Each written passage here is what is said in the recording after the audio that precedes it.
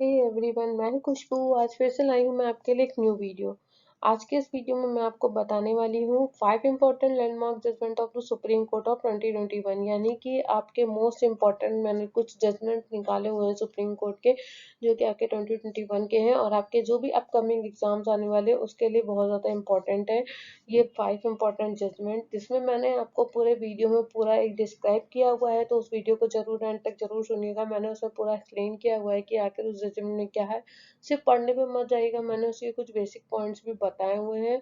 ठीक है। एंड जो भी मेरा वीडियो फर्स्ट टाइम देख रहे हैं, सो प्लीज़ आप मेरे चैनल को लाइक करें, सब्सक्राइब करें एंड शेयर करें।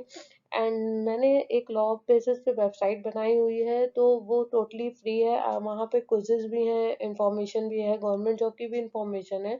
अगर आप वहाँ पे विजिट करना चाहते हैं तो उसका लिंक मैंने डिस्क्रिप्शन में प्रोवाइड किया हुआ है।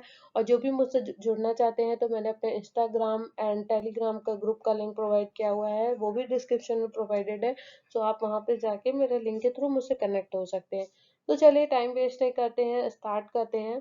सबसे पहला जो हमारा सो देखिए, फर्स्ट केस है the council of the family not leader once two adult decided to marry, यानी कि अगर कोई भी दो वयस्क हैं वो शादी के लिए डिसाइड करते हैं, यानी कि उनका कोई इंडिविजुअल डिसीजन होता है, तो उनको किस परिवार के किसी भी सहमति की आवश्यकता नहीं होगी। The court of the date educated younger boys and girls are choosing their life partner which is departure from traditional norms of society. The consent of the family or the community on the claim is not necessary.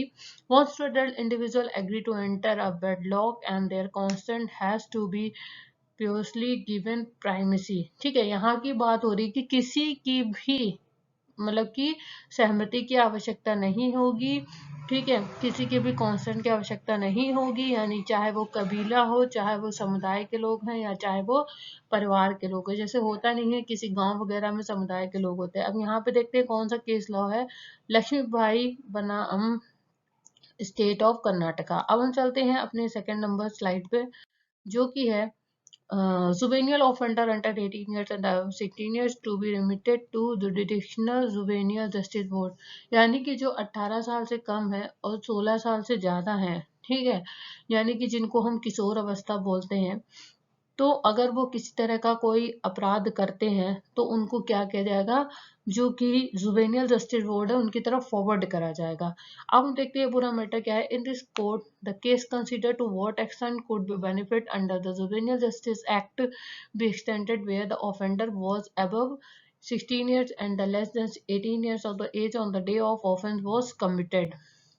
The court held that in such a case, even if the accused were guilty, the matter must be remitted to the judicial juvenile justice board. यहाँ पे बात ये हो रही है कि अगर कोई भी अपराधी जो कि 16 साल से अधिक है और 18 साल से कम, यहाँ की बात हो रही है जो किशोर अवस्था में, यानी कि अगर वो जिस दिन से उसने अपराध कमिट किया वहां से काउंट होगा। ठीक है, अगर वो 18 साल से कम होता है तो उस अगर जिस दिन अपराध अगर वो 18 साल से कम होगा तो वो भले ही अपराधी क्यों ना हो, लेकिन इस मामले को कहाँ भेजा जाएगा, जुवेनाइल जस्टिस बोर्ड में भेजा जाएगा, यानी कि किशोर न्याय बोर्ड को भेजा जाना चाहिए। अब यहाँ पे क्या है, केस लॉ है Devilal versus state of Madhya Pradesh. ठीक है, अब हम चलते हैं अपने थर्ड केस लॉ पे, जो कि है freedom of press relating in court processing, न्यायालय की कार्रवाई से संबंधित प्रेस की स्वतंत्रता। हमने हमेशा इंडियन कॉन्स्टिट्यूशन में पढ़ा हुआ है, जो कि है आर्टिकल नंबर 19 सबसेक्शन 1, जिसमें आपको फ्रीडम ऑफ कोर्ट स्पीच यानी फ्रीडम ऑफ एक्सप्रेशन, यानी कि जिसको हम बोलते हैं हिंदी में अभिव्यक्ति की स्वतंत्रता, ठीक है, बोलने की स्वतंत्रता, ये सारी चीजें दी गई हैं। ठीक है, तो ये हमेशा आपने अक्सर देखा होगा कि जो भी न्यूज़ चैनल वगैरह होते हैं उनको बोलने की पूरे पूरे राइट्स होते हैं। ठीक है, अब यहाँ पे हम पढ़ते क्या कहता है court. The court held the freedom of the speech and expression also extend to reporting the proceeding that happen in court including oral observation made by जजेस। ठीक है, आर्टिकल 19 subsection 1 एक cover freedom of press, freedom of expression cover freedom to cover court proceeding too. Now people are more digital oriented and hence look to internet for information, and it would be not good to prevent a new medium to report proceeding.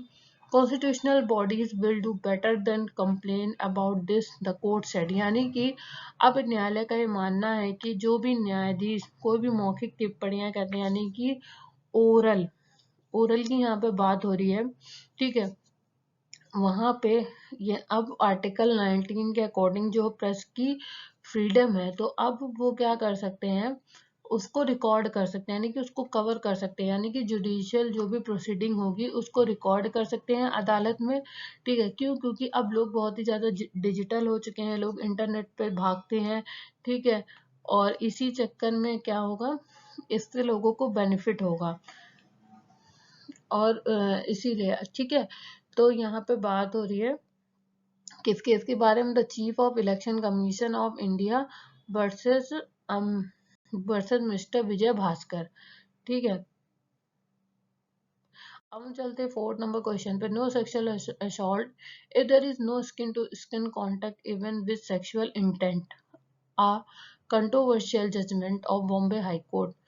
क्या यौन हमला नहीं है अगर यौन इरादे से भी त्वचा से त्वचा का संपर्क नहीं है? बॉम्बे हाईकोर्ट ने विवादास्पद, यानी कि विवादास्पद का मतलब होता है कि एक तरीके से जहाँ पे कंट्रोवर्सी स्टार्ट हो जाती है, लोग अपोजिट पार्टी आ जाते हैं, जिसको बोलते हैं हिंदी में, कोई समर्थन करता है, कोई अगेंस्ट होता है, कोई फेवर में होता है।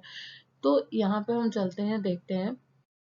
देखिए, उच्च न्यायालय ने सत्र न्यायाधीश के आदेश, यानी कि सेशन कोर्ट के आदेश से संशोधन करते हुए आरोपी को पास्को अधिनियम एक्ट 8 के तहत, यानी जो सेक्सुअल असॉल्ट है के आरोप में बरी कर दिया।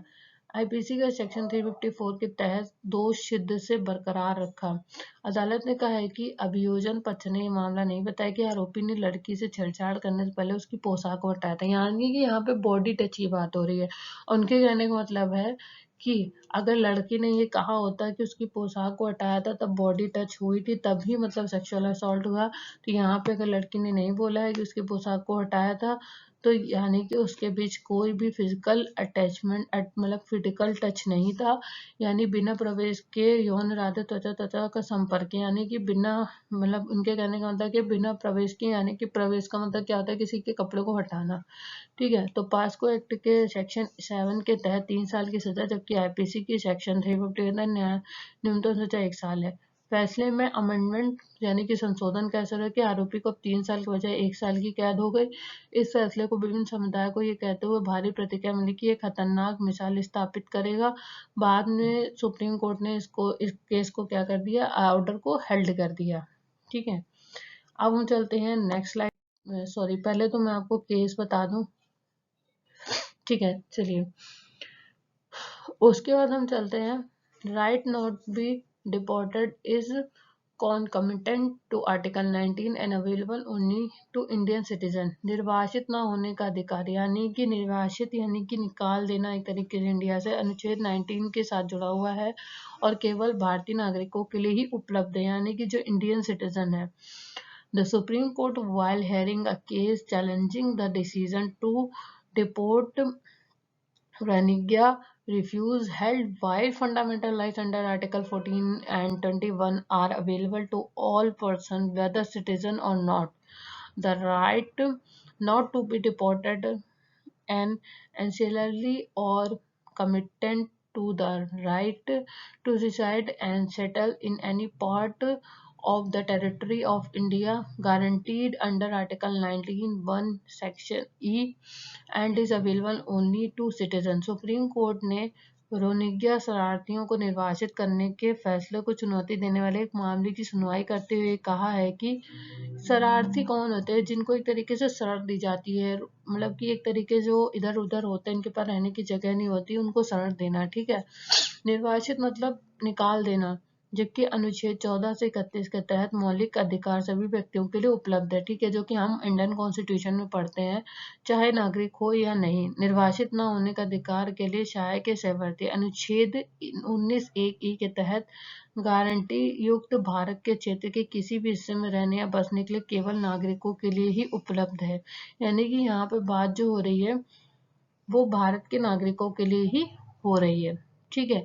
तो ये जो केस लॉ है ये किसके लिए है, Mohammad Salimullah versus Union of India, ठीक है।